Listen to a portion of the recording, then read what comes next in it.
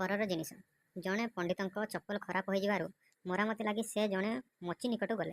मची ताकू देखि कहले चप्पलर अवस्था एते खराब जे मरामती लगी 2 दिन समय लगे। पंडित अड़ुआर पड़े ताहेले 2 दिन लगी खाली पादरे बुलवाक हेब। यह देखि मची जनक कहले गोटे काम करंतु मु अन्य जनक हले जोता सजाड़ी करी रखिछि आपन को ता हेब आपण ताकू पिंधि 2 दिन चलाई दियंतु। पंडित चमकी पड़े से कहले काहार ना काहार जोता ताकू पुणी मु पिंधिबी मु जने उच्च जातिर जन्मित पंडित मते तुमे एभली परामर्श देउछ।